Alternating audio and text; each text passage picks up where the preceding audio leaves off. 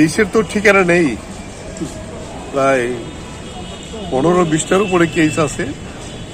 সবটাতে আমরা যারা সামনে ছিলাম এরা অন্য থাকি কি না থাকি কেসের নাম একটা দিয়ে দিয়েছে।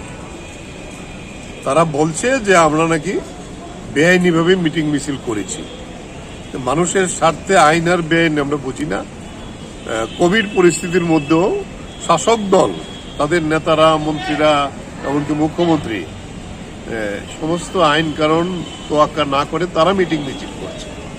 আর আমরা যখন জনগণের স্বার্থে এই মিটিং মিছিলগুলো করছি তখন আমাদের বিরুদ্ধে এই সমস্ত একটার পর একটা কেস দিয়ে, আর অন্য কিছু না, কিছু করতে পারবে কি আইন ঠিক করবে, কিন্তু হয়রানি করাটাই মূল কথাটা আর কি।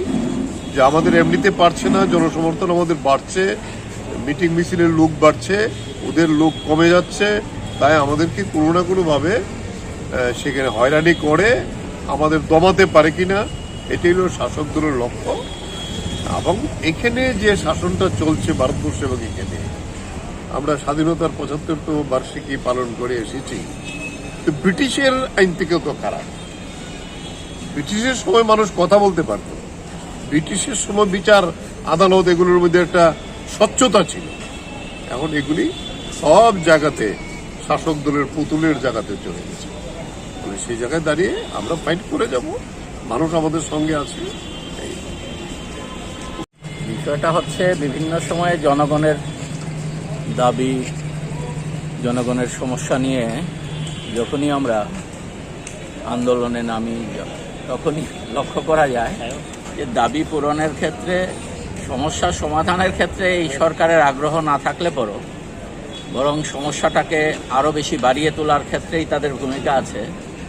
তখন দেখা যায় যে তারা মানুষের পক্ষ হয়ে যারা কথা বলছেন, যারা কাজ করছেন, তাদের নামে একটার পর একটা সেখানে ভিত্তিহীন মামলা তারা দিচ্ছেন, যাতে মানুষের পক্ষে যারা কাজ করছেন তারা এতে থেকে বিরত হয়ে যান, যাতে তারা এই সমস্ত কাজকর্মের সাথে অংশগ্রহণ করতে না পারেন। কিন্তু এটা ঘটনা যে আমাদের রাজ্যের মানুষ ক্রমাগতভাবেই এই সরকারের যে জনবিরোধী কাজ, এই সরকারের গণতন্ত্র বিরোধী কাজ, সংবিধান বিরোধী কাজ, এর প্রতিবাদে মানুষ ক্রমশই সজাগ হচ্ছেন, সতর্ক হচ্ছেন, এবং আগামী দিনে এর বিরুদ্ধে আরও অনেক বেশি মানুষ এগিয়ে আসবেন।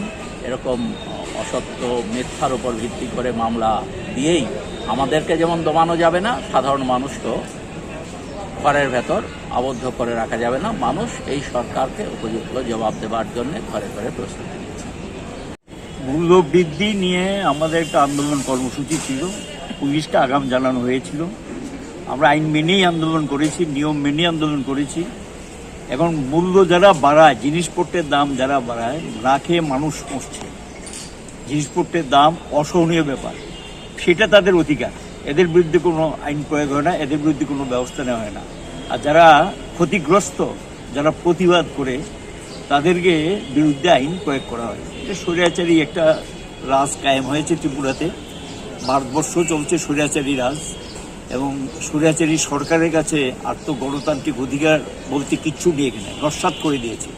অর্থাৎ তারা যা খুশি তা করবে, সরকার প্রতিবাদ করা যাবে না, কথা বলা যাবে না, এবং প্রতিবাদ করলেই তাদের বিরুদ্ধে মামলা ঠুকিয়ে দেওয়া হবে, অত্যাচার নামিয়ে আনা হবে।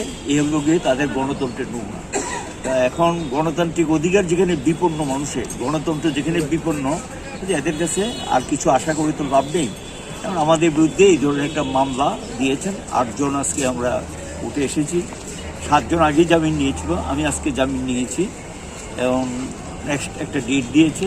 মানে আদালতেই আমরা আমাদের বক্তব্য, আমাদের যারা অ্যাডভোকেটরা আছেন আমাদের পক্ষে, ওনারা আদালতকে বক্তব্য রাখবে যে আমরা একটা নাগরিক হিসাবে যে আমাদের ন্যূনতম অধিকার থাকবে না কথা বলার, প্রতিবাদ করার, এবং প্রতিবাদের অধিকার তো সংবিধান স্বীকৃত অধিকার, এই অধিকারটা তারা কেড়ে নিচ্ছে। এটাই আমাদের বক্তব্য।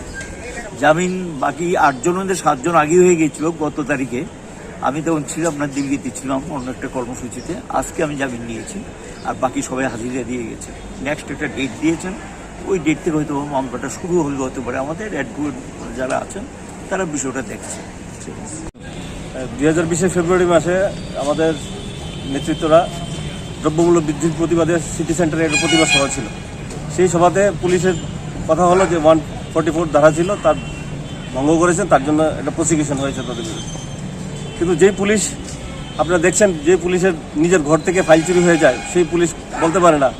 আর যখন মূল্যবৃদ্ধির সময় মানে জনগণের নেতৃত্ব গিয়ে মূল্যবৃদ্ধির জন্য প্রতিবাদ করে, তখন পুলিশ গিয়ে ধরে আনে। মানে গণতন্ত্রটা কোন জায়গায় দেখুন, একটু যারা আমাদের কথা শুনছেন তারা বোঝার চেষ্টা করুন।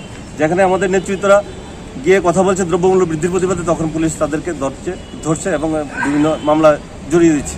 অথচ পুলিশের ঘর থেকে ফাইল চুরি হচ্ছে, পুলিশ বলতে পারে না। এটা মানে কোথায় কোন পুলিশ রাজত্ব চলছে, আমরা শুধু এই প্রশ্নটাই জনগণের কাছে রাখবো। আর এই যে মামলাটা, এই মামলাটা আমরা ইতিহাস আপনি যদি ইতিহাস দেখেন, সবসময় ব্রিটিশ আমল থেকে বিগত সময়ে আমরা যখন বামপন্থীরা সত্য কথা বলে এবং এই সত্য কথা বলার পরেই যারা শাসক তারা খেপে যায় এবং বিভিন্ন মামলায় তাদেরকে জড়িয়ে দেয়। সেরকম আজকের এই মামলাটা যে দ্রব্যমূল্য বৃদ্ধির প্রতিবাদ করতে গিয়েছিল, সাধারণ কথা, দ্রব্যমূল্য বৃদ্ধি সবাই এই ছেঁকা কিন্তু সবাই পাচ্ছে। হ্যাঁ, এই কথাটাই বলবো যে জনগণের কথা বলতে গিয়ে ওরা আজকে আদালতে আসতে হয়েছে।